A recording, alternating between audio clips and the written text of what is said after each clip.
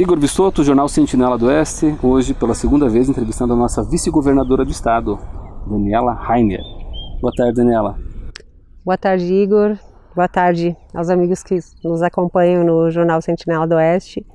Obrigada pela oportunidade, que bom estar aqui numa entrevista diferente, né, acompanhando um pouquinho desse nosso trabalho, né, visitando as propriedades, vendo o que está acontecendo em loco, especialmente no oeste, extremo oeste do nosso estado, em função da estiagem. Enfim, a gente está aqui num local diferente, né, num cultivo novo, né, e eu acho que um dos objetivos é sempre buscar alternativas para a nossa agricultura, né, para que a gente possa alternar, ter diversificar ao máximo a nossa produção, para que a gente possa, se um setor não vai bem, o outro vai bem, né. Então eu acho que hoje é um momento muito especial.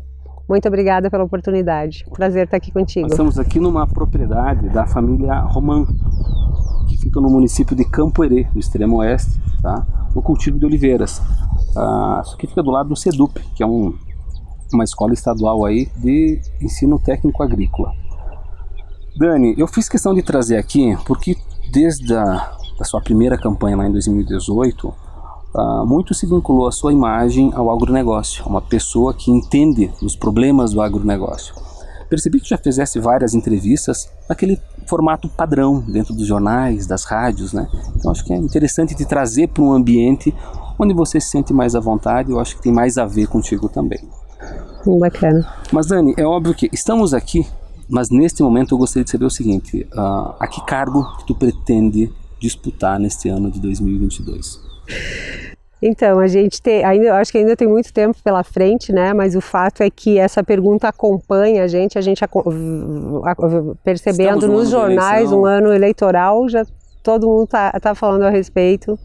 E nos últimos, todo mundo sabe, né, que há pouco tempo, desde que o presidente Bolsonaro saiu do partido anterior, eu logo em seguida saí, e agora, com a ida dele para o Partido Liberal, acompanhei, né, fui um pouquinho antes do presidente também, e já na convenção no dia em que o meu nome foi trazido ao PL, o partido já lançou o meu nome como pré-candidata a deputada federal.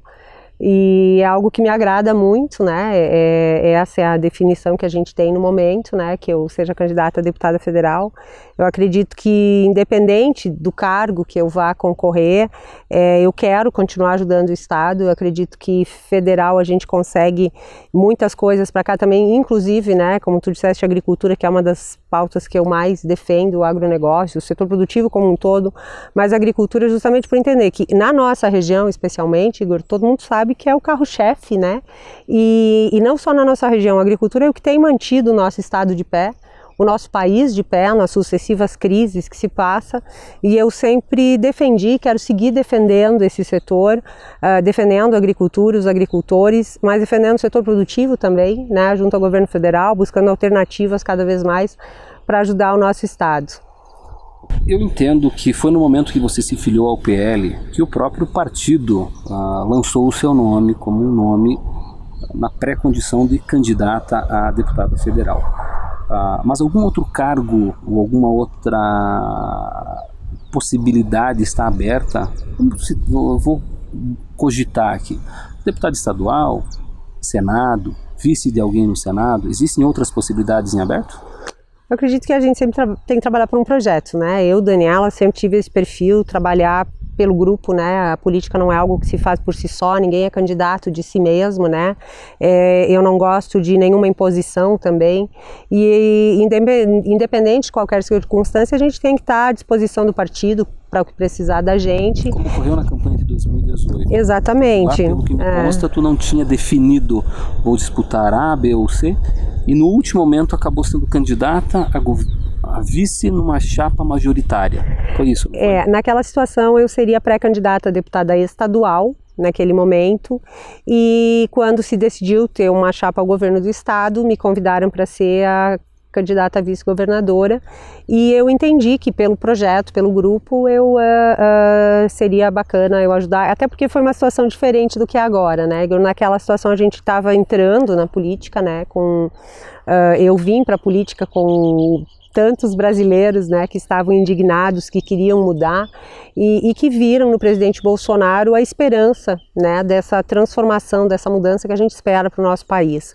E aí surge a oportunidade de fazer o mesmo pelo estado de Santa Catarina, e a gente sabia que era um quadro bastante difícil naquela época, né, como deputada estadual eu acredito que eu teria muito mais possibilidade de chegar naquele momento do que chegarmos ao governo do estado, né, mas existem circunstâncias que a gente não consegue, né, nem explicar, mas o fato é que o povo catarinense naquele momento elegeu a ideia que a gente apresentou, né? Nós fizemos uma proposta para o povo catarinense alinhada à proposta do presidente Bolsonaro e Santa Catarina elegeu essa ideia, né? Aproveitar esse gancho, Dani, porque naquele momento, naquela eleição de 2018, tanto você quanto seu companheiro de chapa, o Moisés, vocês surfaram a onda Bolsonaro, que muita gente no Brasil inteiro fez isso. Tu acredita que neste ano, que temos eleição novamente, nós teremos em Santa Catarina mais uma vez uma onda Bolsonaro? Cada momento é um momento, né? E é difícil a gente precisar o que vai acontecer, né? E eu acredito que naquele momento, em 2018, de 2015 para cá, né? De 2015 a 2018 especificamente, o povo brasileiro estava muito revoltado, estava muito insatisfeito com a condução do país e eu, assim como eu, né? Que vim dos movimentos contra a corrupção, dos movimentos de rua e tal, né?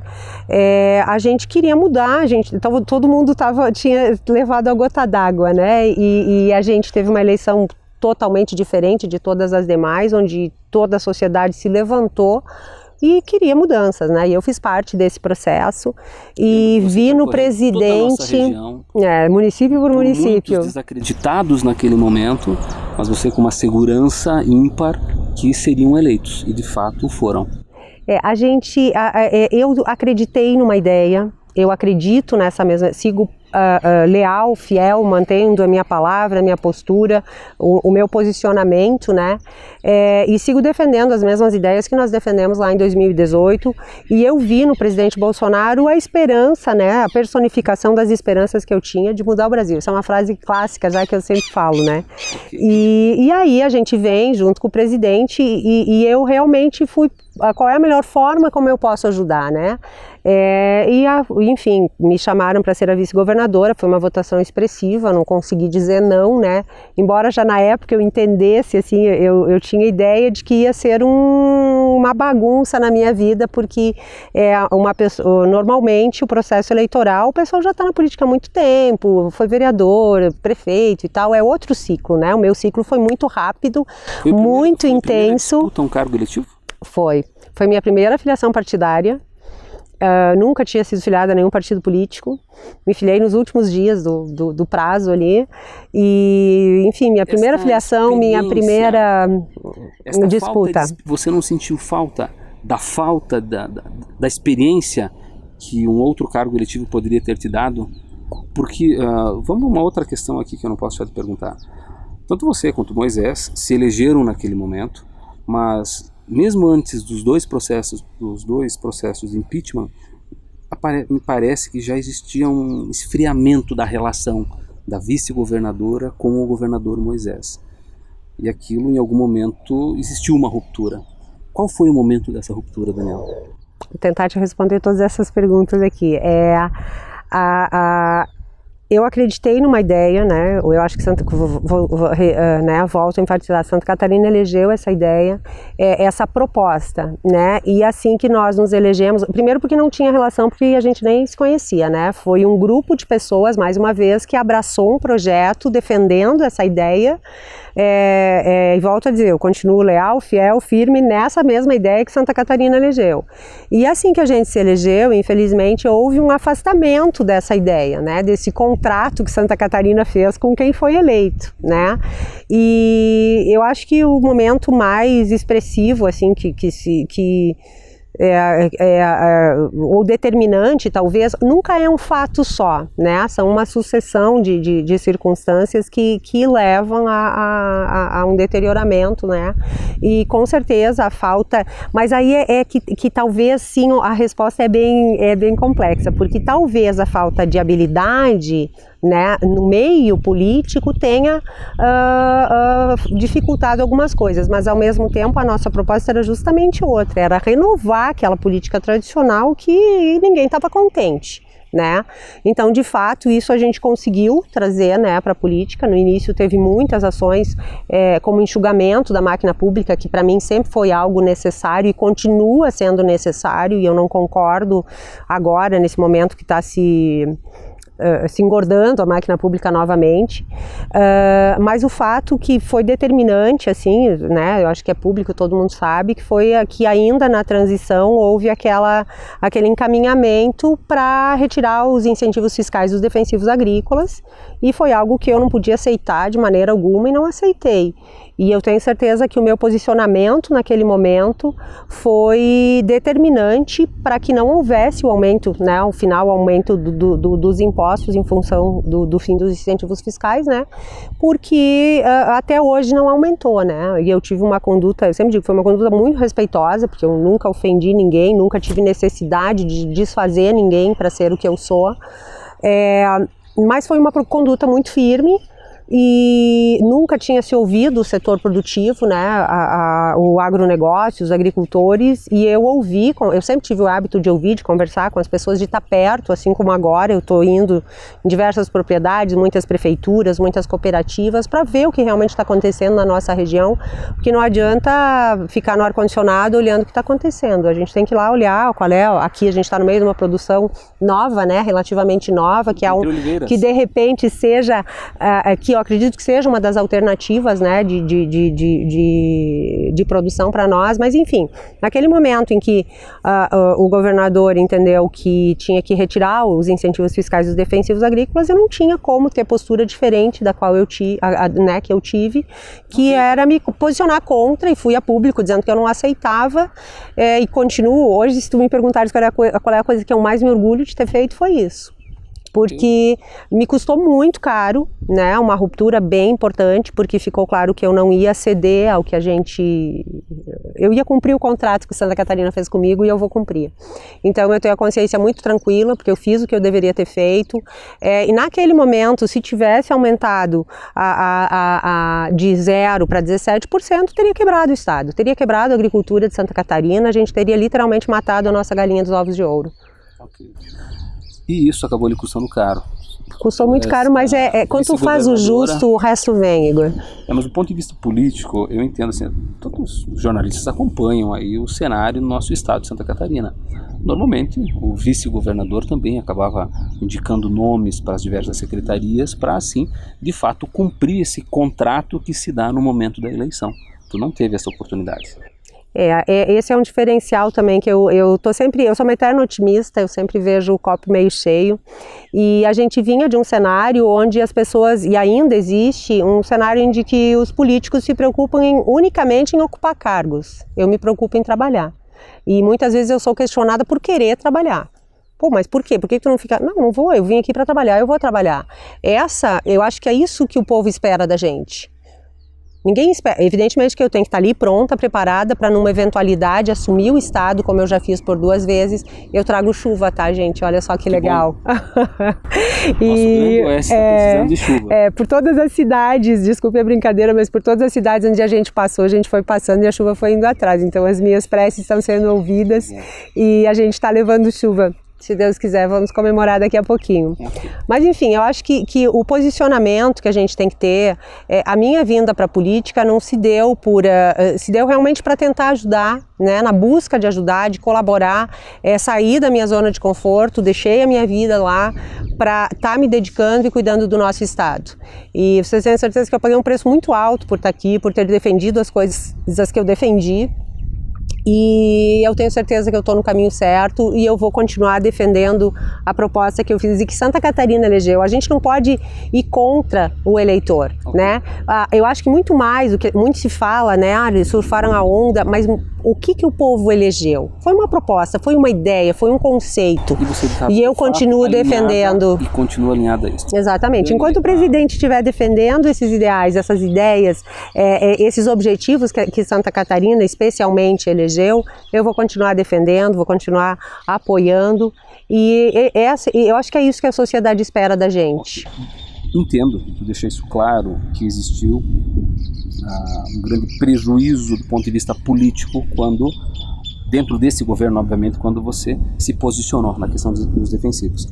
Mas eu te pergunto, esse custo alto foi apenas no que tange a política ou também existiu um custo pessoal? Teve um custo pessoal bastante alto também, porque foi tudo muito rápido, né, Igor? Eu era advogada, produtora rural, era casada, cuidava dos meus filhos, tinha minha rotina ali de advogada, estava correndo sempre, né, e aí tu de repente sai daquela vida e diz, peraí que eu vou ali ser vice-governadora e já volto. Isso não existe, né, e como foi muito rápido, não houve um tempo para eu organizar, para eu fazer essa transição, né. Normalmente quem é candidato vem de um longo preparo, a vida já está direcionada para a política, né?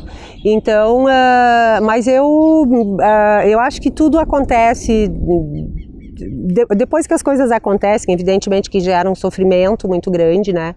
Esse processo de impeachment foi um sofrimento muito grande, foi uma injustiça muito grande que fizeram comigo, e essas coisas eu acho que está muito claro na cabeça do catarinense, né? Houve acontecimentos políticos, né, que eu não considero político, porque política é algo muito bom, né? Agora, os vícios da política acabam gerando danos muito complexos e muito perplexos, digamos assim, causa perplexidade para a própria sociedade. Eu acho que muito mais do que talvez a Daniela seja o alvo imediato, mas quem perde com isso é a sociedade. Ok. Daniela, eu entendo que todo o processo de impeachment também é um processo político, certo? E esse processo político se deu muito porque logo nos primeiros meses do governo se percebeu um desalinhamento das propostas que elegeram essa chapa com o governo Moisés. Mas nisso eu te pergunto o seguinte, quando você se filiou ao PL, naquela ocasião já se tinha o senador Jorginho Melo como pré-candidato. Ok. O que garante que, uma vez ele eleito, não exista um desalinhamento? Eu acredito que a conduta que ele tem tido, né, o que ele tem nos mostrado é realmente um alinhamento com o presidente. Ele sempre defendeu, né, defendeu o setor produtivo, defendeu enfim, especialmente no período de pandemia, né, ele sempre fez uma defesa que foi aplaudida, né. Eu acredito que ele cresceu muito com esse posicionamento dele também, e ele tem apoiado o presidente, até o alinhamento partidário agora, né, facilita isso, e é aquela velha história, né, o próprio presidente falou isso uma vez quando perguntado nesse sentido: quando a gente casa com alguém, a gente imagina que vai dar certo, porque se a gente achar que não vai dar certo, aí a gente nem sela o contrato, né? Então eu realmente acredito que vai haver um alinhamento de ideias, houve esse compromisso, né, essa sinalização de dar alinhamento dar seguimento a esse processo e resgatar o que foi afastado aqui em Santa Catarina, né? Que é especialmente cuidar de quem produz, não atrapalhar quem produz, valorizar quem produz, ser um indutor do crescimento do nosso estado, né? Isso é o que eu, Daniela, acredito, e eu vou sempre estar alinhada nesse processo.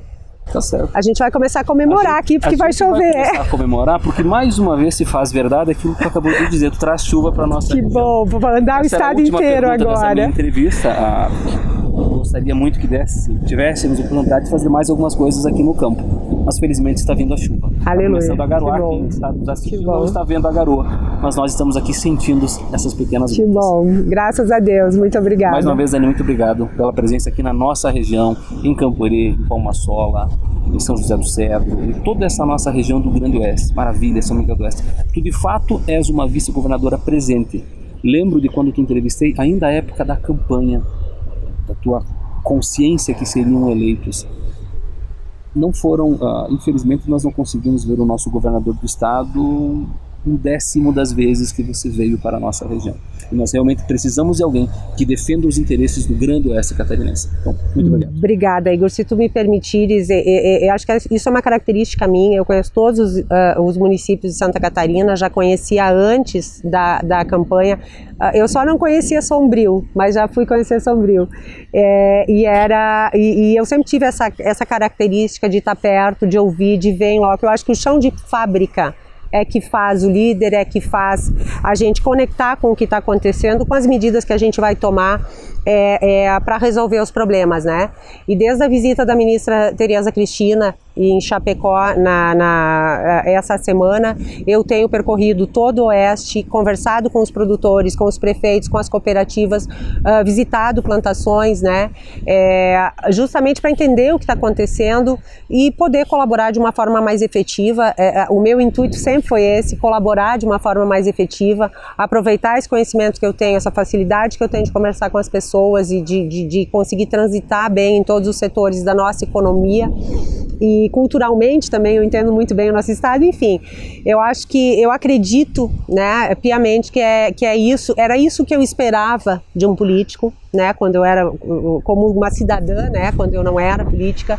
E é isso que eu acredito que as pessoas querem, alguém que realmente trabalhe, que esteja presente, que ouça, que saia do ar-condicionado, que bote o pé no chão, que suje a bota, né, que suje as mãos e que entenda a realidade do nosso estado e ajude-o a desenvolver, a crescer plenamente. Esse é o nosso objetivo, é isso que eu esperaria de alguém, e eu acho que o que eu percebo das pessoas com quem eu converso, dos mais diferentes setores, e foi a proposta inicial também, então eu gosto muito disso e me sinto muito feliz de estar dando continuidade a esse projeto que Santa Catarina elegeu lá em 2018. Tá certo, muito obrigado. Obrigada. Obrigado a quem nos assistiu aqui e, por favor, compartilhem esse vídeo, tá? E viva a chuva! E viva a chuva. Obrigado.